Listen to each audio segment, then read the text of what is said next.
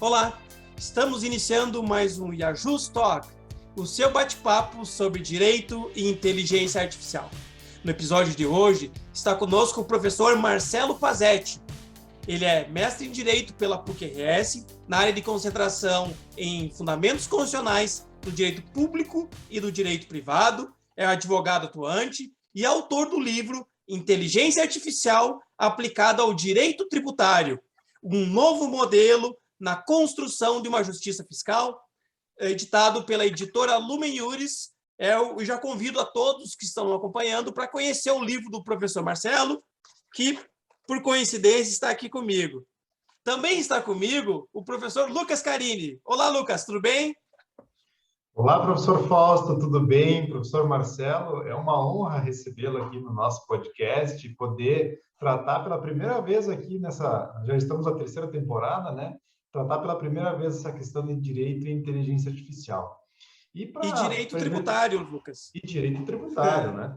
Exatamente. E para privilegiar, então, também quem nos acompanha, o nosso público, quem nos acompanha, boa parte dele também está na graduação, né? E eu confesso que me chamou a atenção no seu livro, quando estava fazendo uma leitura, a questão dos novos profissionais de direito, né? Que se encontram ainda hoje em formação, né? Eu gostaria de ouvir um pouco do professor, na sua perspectiva, há um desenvolvimento, há um preparo para que esses novos profissionais do direito saibam lidar com essas questões envolvendo a inteligência artificial? Uma boa tarde a todos, boa tarde, professor Lucas, professor Fausto. Muito honrado com o convite de estar participando desse podcast. E hoje, dia 20 de julho, é o Dia do Amigo, né? Então, com respeito e carinho, um feliz dia a todos os amigos e aos meus novos amigos, professor Lucas e professor Fausto. Bem, professor Lucas, em relação a essa questão aí que tu colocaste, é muito recente mesmo que as universidades se deram conta dessa interdisciplinariedade entre as escolas, né? Por exemplo, a escola do direito com as ciências contábeis, com a escola das ciências contábeis, né? Da ciências contábeis com a filosofia, né? E para nós da área do direito é muito importante nós entendermos como funciona esse desenvolvimento de softwares, né? Lá fora, nessa pesquisa que eu fiz no meu livro Inteligência Artificial aplicada ao Direito Tributário, a figura do Legal Engineer é algo muito antigo, né?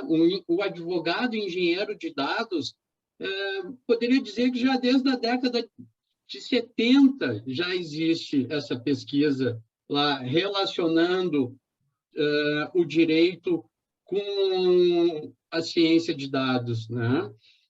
Então, é muito importante hoje nós entendermos como funcionam esses sistemas especialistas, né? E o Brasil ainda precisa desenvolver essa massa crítica de pesquisadores com formação jurídica e que entendam o design de softwares, né? Se antes nós discutíamos o direito material e o direito processual, agora cada vez mais será necessário entendermos que muitas vezes essas questões estão ligadas a ferramentas tecnológicas, né? E que afetam o ordenamento jurídico de um modo geral. Professor, nesse sentido, me parece que o Brasil, do ponto de vista de uma administração tributária ou de uma fiscalização, já tem muitas iniciativas sobre o uso de inteligência artificial por seu ato de fiscalização. O professor poderia falar um pouquinho para a gente o que o senhor conhece da utilização da tecnologia pela fiscalização tributária e dar um exemplo, por favor? Um pouquinho antes dessa situação, professor Fausto, hoje nós vivemos numa sociedade da informação, onde é uma vida digital, né? O volume de dados que os contribuintes produzem e entregam ao fisco são milhões de dados, né? Nessa linha, então, é preciso nós compreendermos o que seria o profiling E o que seria o Tax Privacy e o Tax Data, né? O profiling consiste na criação de um perfil de comportamento a partir de informações pessoais utilizadas pelas grandes empresas de tecnologia, como o Google, como a Meta, o Facebook, né? A Amazon, Netflix. Já a Tax Privacy seria a confidencialidade fiscal dos dados dos contribuintes e que estão aos cuidados do fisco, né? Que deverá ter ao fazer essa coleta de dados. E Tax Data seria realmente os dados fiscais, né?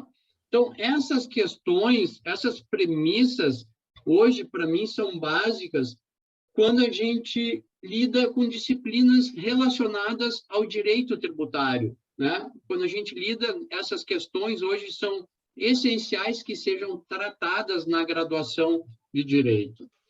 E aí, respondendo especificamente essa pergunta do professor Fausto, a Receita Federal, em 2007, ela implementou o Sistema Público de Escrituração Digital, né? O nosso SPED, onde se intensificou um volume de dados transmitidos e o nível de exigência em termos qualitativos dos dados entregues pelos contribuintes, né?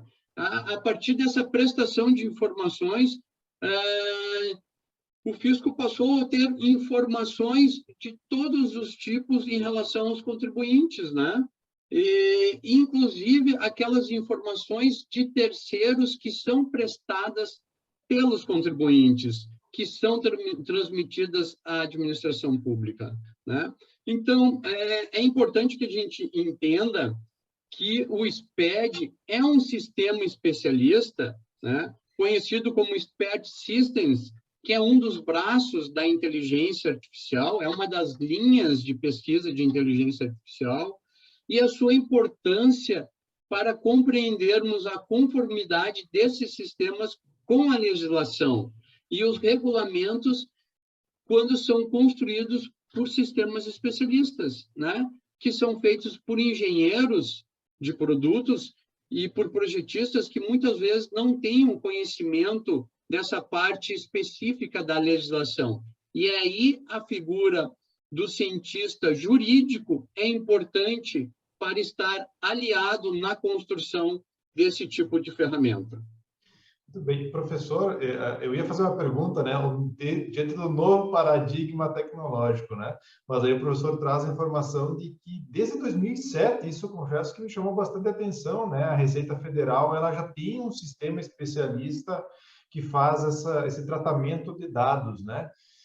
E eu queria que o professor falasse um pouco para quem nos acompanha, para nós entendermos, diante desse uso, então, ostensivo, massivo de sistemas de inteligência artificial, como é que o direito consegue adequar a questão da eficácia do direito tributário diante da utilização desses sistemas?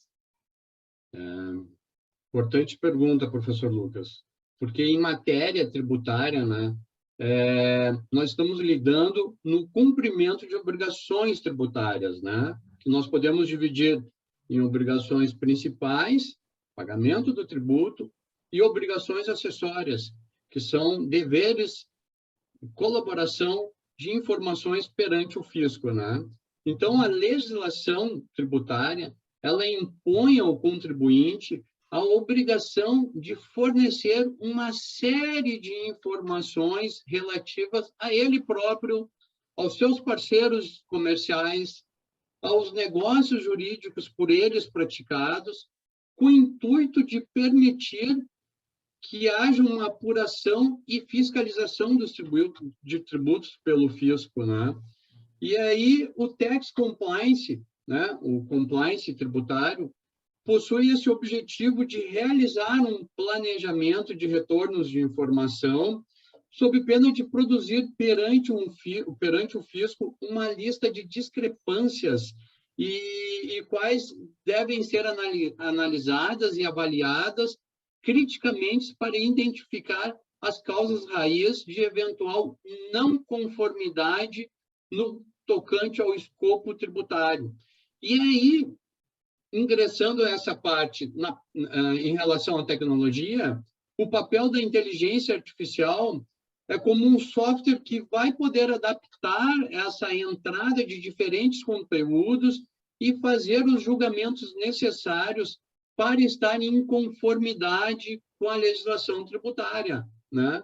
E mais, a inteligência artificial ela vai permitir que se adote técnicas analíticas de como gerenciar esses dados tributários pelas empresas e pelas pessoas para o fins de cumprimento dessas exigências legais, além de proporcionar à empresa que se antecipa a eventuais cruzamentos e auditorias ao alcance da administração tributária, né? E verificar algum erro, possibilitando, assim, a retificação espontânea, a retificação voluntária de determinada obrigação acessória, né? Então, a IA, ela também vai auxiliar no campo tributário auditores fiscais na detectação de erros, né? Detecção de erros, classificação de contas e transações,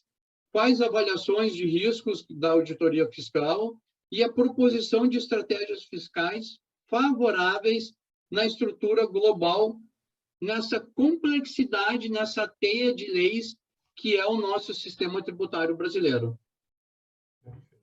Professor, eu vou buscar apoio do seu livro e, num determinado momento, o professor vai falar que, quando a gente pensa no uso da inteligência artificial como um sistema especialista que pode gerar, vamos colocar nesses termos, uma decisão, teriam uma série de preocupações do ponto de vista do cumprimento de regulamentações específicas dos servidores, por exemplo, servidores federais. E eu pergunto, quais seriam as preocupações efetivas do ponto de vista da ética do uso da inteligência artificial, tendo como base essa regulamentação para os servidores e até mesmo uma perspectiva ética mais ampla?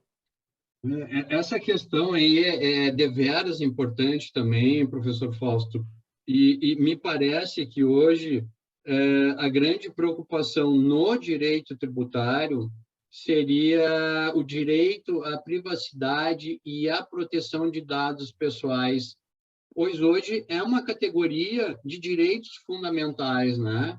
E esse contexto dessa inserção na vida digital, né? Então, embora não seja necessário o consentimento do titular de dados em relação às informações pelo controlador de questões tributárias, porque trata-se de uma base legal, seria a base legal pela Lei Geral de Proteção de Dados, seria uma obrigação legal, me parece que esse compartilhamento de dados, podem haver o compartilhamento de dados sensíveis tributários, né, como o pagamento de uma cirurgia que vai buscar uma diminuição ali na carga tributária.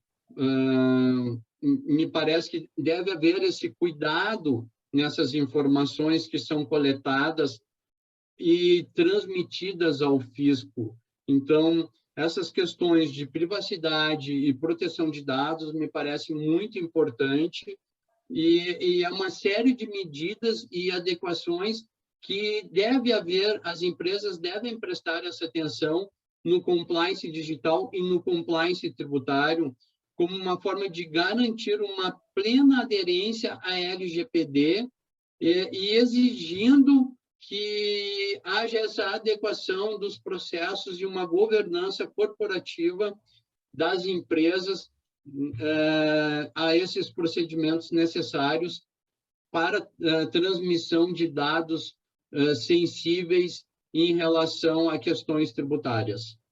Professor Marcelo, então, continuando a explorar um pouco essa temática que o professor Fausto levantou, que é extremamente relevante, né, sobre essa questão de possíveis impactos, né, que o uso de sistemas de inteligência artificial no direito tributário possam ocasionar. O professor já citou aqui o exemplo do efeito, né, direto na Lei Geral de Proteção de Dados, então, sobre a proteção de dados, que é um direito fundamental. Eu gostaria de ouvir um pouco mais do professor, se nessa sua pesquisa, que originou o livro também, sobre direito tributário e inteligência artificial, se o professor conseguir identificar outros efeitos, né, ou possíveis impactos desse uso emergente, digamos assim, de inteligência artificial no direito tributário. O que a gente percebe? Que os sistemas especialistas utilizados pelo fisco são caixas pretas, né? Não há uma transparência, não há uma explicabilidade de como chegaram àquela decisão, de como foi realizado todo o processo para aquela tomada de decisão, né? Nós acreditamos que o fisco se utilizou de uma forma, de uma boa fé, mas isso acaba trazendo consequências em relação ao comportamento do próprio contribuinte, que não possui esse conhecimento dessa transparência, dessa forma de ação da administração pública, né? Por exemplo, se é uma caixa preta, esse sistema especialista, seria imprescindível que a administração pública procurasse demonstrar que houve uma redução no viés algoritmo e fornecer uma maior transparência possível, demonstrando a explicabilidade aos seus modelos preditivos, né? Afastando, assim, a opacidade dos sistemas. E essa falta de transparência e explicabilidade, professor Lucas, dos sistemas de inteligência artificial utilizados pelo fisco, me parece que pode haver vieses cognitivos nessa tomada de decisão para a constituição do crédito tributário, na repetição do indébito tributário, né? Na forma das autuações fiscais, né? Seria interessante que o fisco demonstrasse que ele analisou os últimos 5 anos de decisões do STJ,